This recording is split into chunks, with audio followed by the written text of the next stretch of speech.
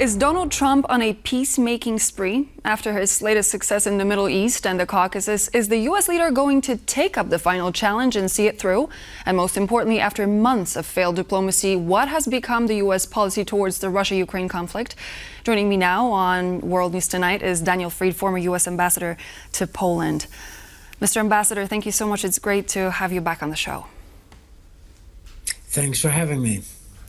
So President Donald Trump said he is optimistic he can achieve peace in Ukraine on the heels of the successful Gaza peace deal. So what do you think, in your opinion, what does the future hold for Ukraine? Well, Ukraine would be in a decent position to achieve a lasting settlement of the conflict, by which I mean something like a ceasefire in place plus security for Ukraine. The Russians have shown absolutely no signs of falling off their maximalist aims, which are to control all of Ukraine, to reduce it to the status of a satellite state like communist-era Poland.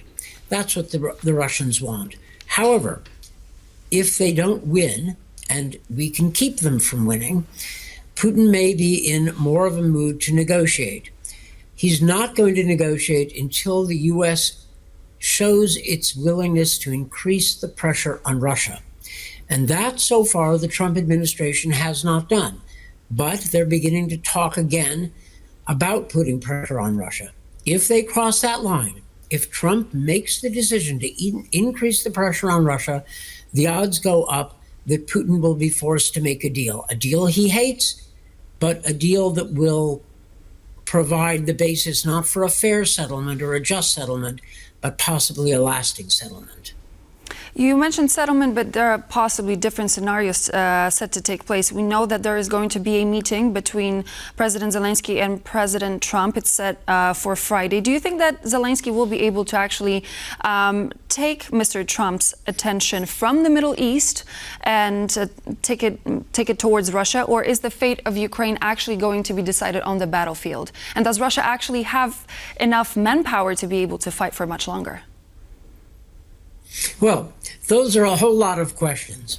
First of all, the battlefield is critical.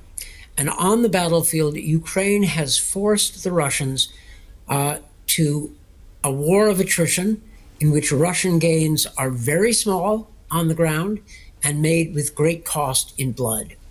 So Ukraine is fighting a successful defensive war as well as attacking Russian energy infrastructure.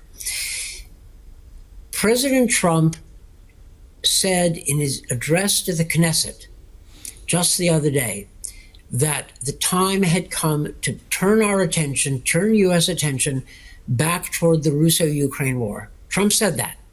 And he said that, and with Steve Witkoff, his special envoy for Russia and the war, in attendance and listening. So we will see what happens on Friday. Zelensky would like U.S. promises of weapons. He'd like an agreement that the U.S. will send Tomahawk missiles to Ukraine. I don't know whether he will get that agreement from Trump. I wish he would. But hopefully Trump will decide to put additional pressure on Russia to shake Putin out of his complacency that somehow he can just hold on and the West will cave. You mentioned the Tomahawks, and obviously this conversation between two presidents is set to take place on Friday. How do you think, if Mr. Trump said, okay, we are giving you Tomahawk missiles, how do you think this would strategically change the position of Ukraine on the battlefield, especially in relation to Russia and the recent strikes? I remember this argument during the Biden administration. The Biden people at each turn, each time they agonized over providing Ukraine with a more modern weapon system, said that no weapon system will actually be a game changer in the war. Now, this is true, but it's a lousy answer, because no single weapon is a game changer, but cumulatively, modern weapons can help change the balance at the margin, and it is at the margin where wars are sometimes decided. So I think Tomahawk missiles would enable Ukraine to strike at deeper Russian strategic targets. I think they would do so. The Russians clearly care about this because they've been issuing their usual threats of terrible retaliation if the U.S. goes ahead with sending Ukraine Tomahawks. We will see what Trump decides, but clearly we have the Russians' attention. And Secretary of Defense Pete Hegseth said that the Russians had better negotiate in earnest, or else the U.S. would indeed send additional weapons systems to Ukraine. I am very grateful for you bringing that point across, because I wanted to bring this quote as our next point of discussion. And if you don't mind me, Mr. Hegseth said, now if this war does not end, if there's no path to peace in the short term, then the United States, along with our allies, will take the steps necessary to impose costs on Russia for its continued aggression. What do you think this possible cost could be? Would we see further escalation? Would the U.S. get more involved? What are the possible scenarios? I would like to see the U.S. do two things. One, increase economic pressure on Russia, which we can do. We need to go after Russian oil and gas revenue, and we can do this. There are several options available. Secondly, I would like the U.S. to make very clear that it will make sure that Ukraine, one way or another, is provided with the weapons it needs to succeed in its war of national defense and survival. We can do that. We can do that even within Trump's instruction that Europe should pay for the weapons. There are still things that we can do. I would also like to see Europe come up with a formula to use the immobilized billions of Russian assets for Ukraine. There are different formulas Europe has. It's got one the European Commission has proposed. They need to make a decision to use that money. If we do that, the odds go up that Putin will start to negotiate seriously and give up his dreams of glory.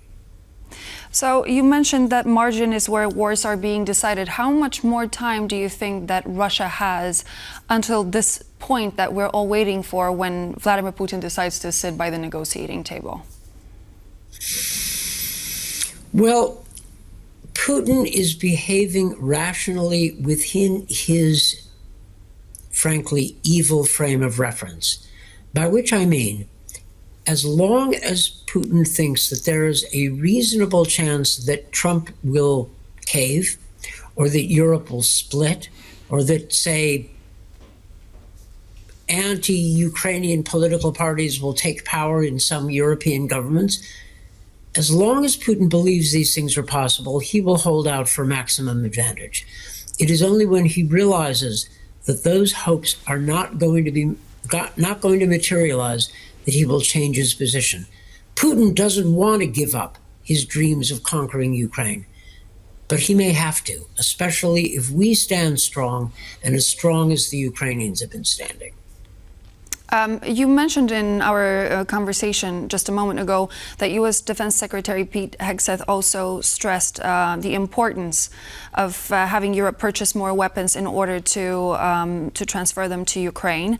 How much longer do you think that the European Union, the European continent, can actually provide more arms and provide more financing for Ukraine while being sufficient at arming itself in face of the Russian danger from the east? Well, that's why I mentioned earlier that Europe should figure out a way to tap into or help themselves by using the many tens of billions of euros of immobilized Russian foreign exchange reserves.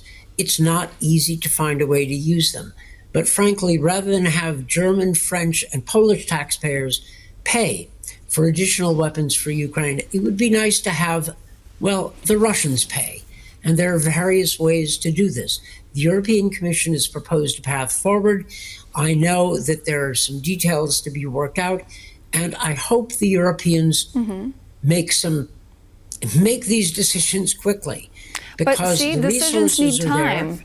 Decisions need time, especially when it comes to, being in charge of finances of another state.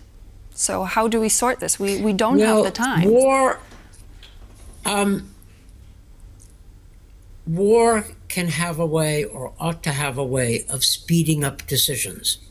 Part of the problem is that the Ukrainians are thinking at a wartime pace because they're in a war.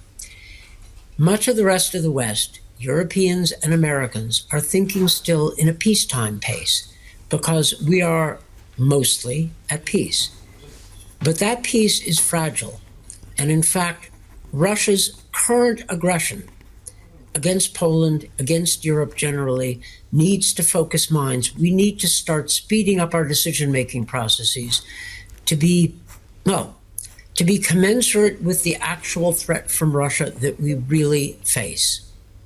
Ambassador, thank you so much for joining me on the program. Daniel Fried, former U.S. Ambassador to Poland, was my guest here on World News Tonight. Thank you. Thanks for having me. Pleasure. And so this would be all for now. Thank you very much for joining me. I'm Klaudia Czerwińska, and I hope to see you back here on TVP World for more news and features in just a moment.